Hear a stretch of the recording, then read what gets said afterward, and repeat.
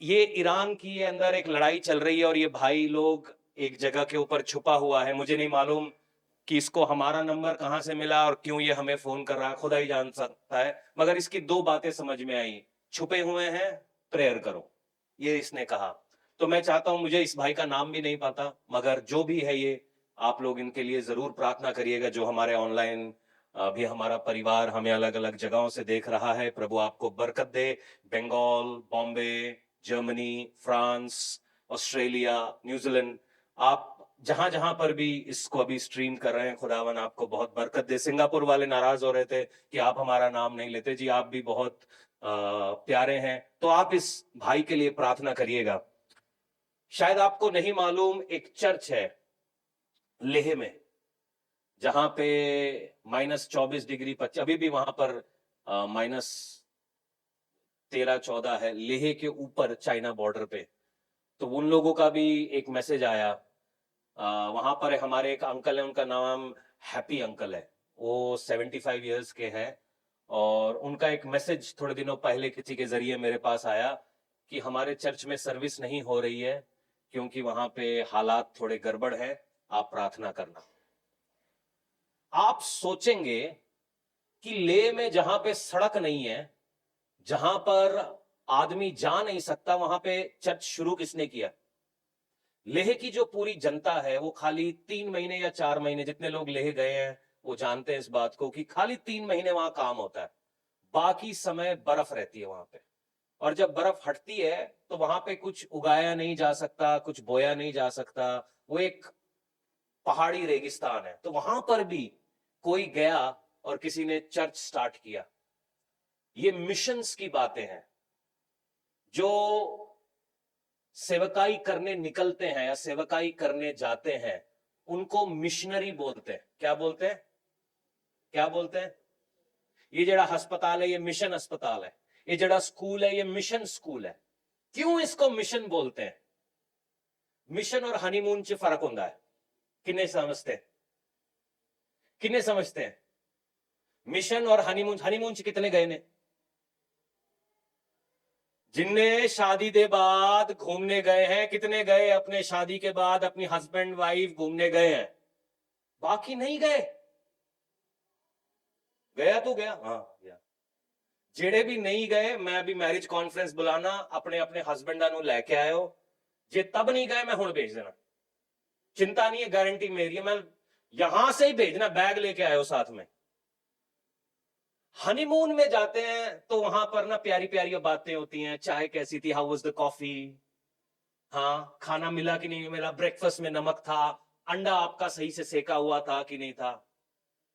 तो ये सब बातें वहां पर होती है। मगर जब आप मिशन में पहुंचते हो ना, मिशन में पहुंचते हो, तो वहां पर अंडा मिले ना मिले, चाय मिले ना मिले, बारिश हो रही है, धूप पड़ रही है, कीचड़ है, मिशन रुकता नहीं। क्या बोलो? कोई हमारे जैसा दीवाना था। और मैं समझता हूं कि ये जो चर्चेस वहां ऊपर स्टैब्लिश हुए हैं, ये साधु सुंदर सिंह के लिए हुए हैं। उनको बोला जाता है apostle with a bleeding feet. उनके पैरों से लहू बगता था जहां जहां पर वो जाते थे, क्योंकि उनकी दोनों यात्राएं तिब्बत की तरफ थी। और मेरा ऐसा विश्वास है कि ये लेह के अंदर जो चर्चेज हैं, लद्दाख के अंदर जो चर्चेज हैं, इसी प्रभु के दास की देन है, क्योंकि वहां पर मिशनरीज जाना बड़ा मुश्किल होता है। तो जब हम इसी बात को ध्यान में रखते हुए, जब हम मिशन के लिए, जब मैं सेवकाई के लिए जा रहा था या गया गया था, तो वहां पे 2 बंदे मुझे मिले जिनका बड़ा असर मेरे दिल पे है। एक का नाम है सैमुअल हॉफमैन और दूसरे का नाम है क्रिश्चियन सैंड। ये बातें मैं आपको क्यों बता रहा हूं? सैमुअल हॉफमैन एक जर्मन पुलिस अधिकारी थे जिन्होंने अपना सारा जीवन हिमाचल को दिया। क्रिश्चियन सैंड एक फिनलैंड के बिजनेसमैन थे जिन्होंने सब कुछ छोड़ के भारत में अपना सारा समय निकाला। क्रिश्चियन सैंड की एक बुक शायद मैंने बहुत लोगों को दी होगी, एडवेंचर्स ऑफ फेथ, और उसके अंदर वो एक जगह पर कहते हैं कि मैं अपने परिवार को छोड़ के, अपने बच्चों को रोता हुआ छोड़ के भारत के लिए आया। शायद इन लोगों के बारे में हम कभी पढ़ेंगे। मैं भी गूगल पे सर्च कर रहा था कि सैमुअल हॉफमैन को कितने लोग जानते, कितने लोग तोरा बोरा की पहाड़ी पे जाकर सुसमाचार बांट पाए। ये एक ऐसा जर्मन बंदा है जो तोरा बोरा की पहाड़ियों में जाकर चर्च स्टार्ट कर पाया, मिशन। थोड़ा सा मी पै जाता है, हम घर बैठ जाते हैं, क्योंकि हमारे को हमारे मिशन का अंदाजा नहीं है। थोड़ा सा पैर में सट लग गई, कमर में दर्द हो गई, बुखार हो गया, हम घर बैठ जाते हैं, क्योंकि हमारे को हमारे मिशन का अंदाजा नहीं है। क्योंकि आप अपने आप को बड़ा छोटा समझते हैं। तुम्हारे विश्वास का एक कदम पीढ़ियों को शेप करता है। आप जो आज चर्च आते हैं, आप जो दुआ करते हैं, आप जो बाइबल पढ़ते हैं, आप जो प्रचार करते हैं, आप जो जिंदगी जीते हैं, ये पीढ़ियों को असर लेकर आता है। हनीमूनर्स मत बनो कि जब सब सही होगा, एसी का टेम्परेचर सही होगा, जब मैं पूरा चंगा होऊंगा, जब मेरे बेटे की 1 लाख की नौकरी लगेगी, मेरी नूह मेरे पैर कुटेगी, ता मैं सेवकाई करांगी। आज मैं बताता हूं, वो दिन कभी नहीं आएगा। अपॉर्चुनिटी है, वो हमेशा आपके दरवाजे पे दस्तक देगी। परफेक्ट दिन कभी नहीं आएगा। वेल्डिगर्स का मतलब मालूम है क्या है? कुआं खोदने वाले। कितने लोग ये गल नू समझते हैं? कुआं किसी ने हाथ से कुआं खोदा, रजादिया वाले कहेंगे। रजादिया वालों के पास कितने कुएं होंगे सी हैं? रजादिया दा खूह कहंदे उन्हां नू। 12 कुएं होंदे। 12 होंदे थे। कितने कुएं होंदे? अबे तुहानू कुछ पता ही नहीं तुहाडे पिंड दे बारे। राजू तू ही सबसे बुजुर्ग है, दस दे कितने कुएं होंदे? उधर कुएं ही कुएं थे। हमने जहां पे अपना पहला चर्च लगाया, वेल्डिगर्स रजादिया दे खूंच पहुंचा।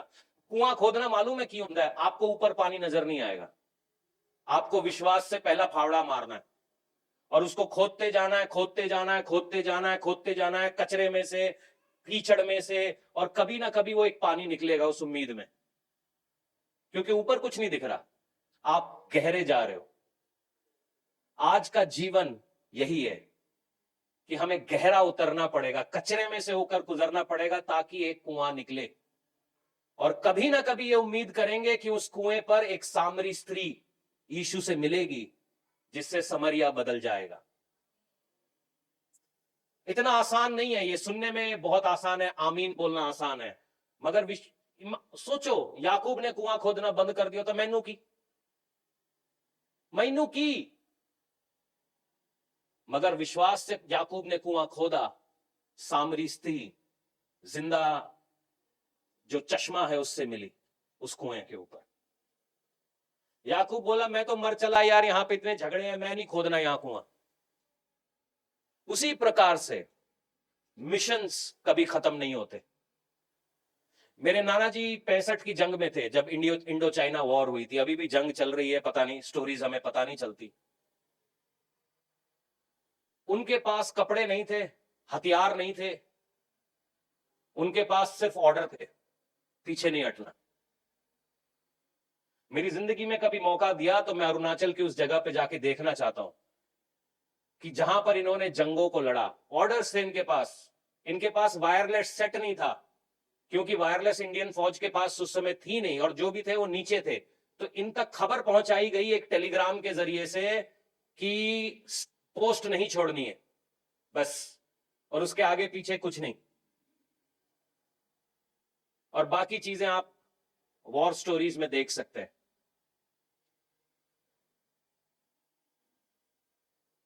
इसको कहते हैं मिशन, कि हालात हमारे साथ नहीं थे, मगर फिर भी हम अपनी जंग में डटे रहे। खून से याद आया, कितने लोग उस समय थे जब हम टेंट लगाया करते थे? कैसे कैसे टेंट लगते थे, और कैसे कैसे बारिशें उन टेंटों को हिला दिया करती थी। फिर हम उसी बारिश के नीचे प्रार्थना करते थे और फिर टेंट लगाते थे। लोगों को शायद ये बेवकूफी लगे, मगर आज प्रभु की दया से उस टेंट की वजह से बड़े सारे लोग आशीषित हैं। तो उसी बात को ध्यान में रखते हुए इसलिए मैं कहता हूं, आज ये मैं बात क्यों कह रहा हूं, आप मिशंस में, आप एक जंग में हैं। शैतान चाहता है कि तुम्हारा मुंह बंद किया जाए, शैतान चाहता है कि तुम्हारा विश्वास तोड़ा जाए, शैतान चाहता है कि तुम हार के, थक के, रो के, रुस के बैठ जाओ। मगर तुम्हारे पास एक ऑर्डर है, कि मैं यीशु के पीछे चढ़ना, मैंने उसका पल्ला पकड़ लिया है, अब नहीं छोड़ना। तो इसी बात को ध्यान में रखते हुए, इसी विश्वास को अपने अंदर लाते हुए, मैं चाहता हूं कि आइए आज हम एक ऑफरिंग दें, जिससे हमारे मिशन फील्ड्स जो हैं, जो अलग अलग जगह पर मणिपुर के अंदर जो सेवकाई चल रही है, जो अलग अलग जगहों पे बंगाल के अंदर काम चल रहा है, बॉम्बे के अंदर जो हम कर पा रहे हैं, जो अभी हमने और जगहों को आउटरीच करना है, छत्तीसगढ़ से इस समय हमारी कलीसिया पिछले हफ्ते मिले थे, वो भी इस समय ऑनलाइन है। तो हम इन जगहों पे पहुंचने के लिए एक आदमी काफी नहीं है। आप में से कुछ लोग खड़े हो जो इस टीचिंग के लिए बैठे हुए हैं, सालों से बैठे हुए हैं, सालों से आप इस अनॉइंटिंग का मजा ले रहे हैं। एक जगह पे तो आएगा कि आपको देना पड़ेगा। पैसा सबसे छोटा है, अगर यीशु को कुछ देना ही है तो अपनी जिंदगी दीजिए। और खुदावन इन सांसों, शायद आपको लगती होगी आपकी सांसें बेकार है, बेईमानी है, मगर वो एक दिन भी जो आपने मिशंस के लिए दिया, हो सकता है वो जिंदगियां बदल दें। मैं कल ही एक परिवार के बारे में सुन रहा था, जिनको नेहा और मेरे परौणे ने, उन्होंने को सुसमाचार 20 साल पहले सुनाया था। 20 साल पहले सुनाया हुआ सुसमाचार आज फल ला रहा है। आज उनका परिवार विश्वास में है। मैं ये कहानियां आपके मुंहों से सुनना चाहता हूं कि हमने वो सुसमाचार बांटा था, आज बंदा विश्वास में है। हमने वहां पर पैर रखा था, आज वहां पर चर्च है। हमने वहां पर बातें की थी, आज लोग यीशु को जानते हैं। ये ईरान का कॉल बाई चांस नहीं आया। मेरे को ईरानी समझ नहीं आती, उसको हिंदी कहां से समझ आएगी। हमारा मैक्सिमम कंटेंट या तो हिंदी में है या अंग्रेजी में बहुत कम कंटेंट है, मगर मुझे लगता है ये व्यक्ति ने हमारा हिंदी कंटेंट देखा और ये आज हमें कॉल कर रहा है। प्रार्थना करें कि ईरान भी हमारे लिए खुले, प्रार्थना करें मिडिल ईस्ट हमारे लिए खुले, प्रार्थना करें कि भारत में जहां जहां पर भी सलीब तोड़ी गई है, वहां पर इतना सामर्थ और इतना रिवाइवल आए कि ये चरमपंथी लोग अपने घुटने टेक कर कहें कि यीशु ही प्रभु है। अगर आप चर्च हिस्ट्री को बहुत गौर से पढ़ते हैं तो ये वही लोग थे जिन्होंने यीशु को सलीब पर चढ़ाया। 2 पीढ़ियों के बाद उन्होंने अपना झंडा बदल दिया और अपने झंडे में क्रूस छाप दिया, और जब क्रूस का झंडा चला, हारती हुई जंग ये जीत गए। हिस्टोरियंस कहते हैं कि नियो ने ऐसा इसलिए किया क्योंकि उसके पास पैसे की कमी थी। मूर्खों, तुम्हारी हिस्ट्री का फंडा अपने पास रखो। कैसे एक भागी हुई कौम जंग को जिता सकती है अगर परमेश्वर उसमें ना हो तो? हिस्टोरियंस बड़ी बड़ी बातें कहते हैं कि दाऊद ने गोलायत को ऐसे मारा, वैसे मारा, खाने में उसके कुछ गड़बड़ थी, ये था। नहीं नहीं, एक पत्थर से गिर गया वो, एक पत्थर से गिर गया वो, क्योंकि वो परमेश्वर को चैलेंज कर रहा था। आज मैं नहीं जानता तुम्हारी जिंदगी में क्या परमेश्वर को चैलेंज कर रहा है, मगर तुम्हारे विश्वास का एक पत्थर बड़ी बड़ी बीमारियां, बड़ी बड़ी लाचारियों को गिराने वाला है। आइए आज हम मिशंस के लिए अपना हाथ उठाएं और खुदावन के लिए वो भेंटों को चढ़ाएं जो परमेश्वर ने हमारे लिए रखा है। जितने लोग प्रभु की हुजूरी में वो भेंट चढ़ाना चाहते हैं, अपने स्थान पर खड़े हो। भाई फ्रांसिस हमारी मदद करें। जो लोग इस समय हमें ऑनलाइन स्ट्रीम कर रहे हैं, खुदावन आपके हाथों को बल दे, और जो कोई भी हमारे डिटेल्स जो ऑनलाइन नजर आ रहे हैं, आप उसका सहारा ले सकते हैं कि आप उसके जरिए से अपने बीजों को इस सेवकाई के लिए बो सकते हैं। खुदावन की हुजूरी आपके साथ हो। वर्शिप टीम हमारी अगवाही करें।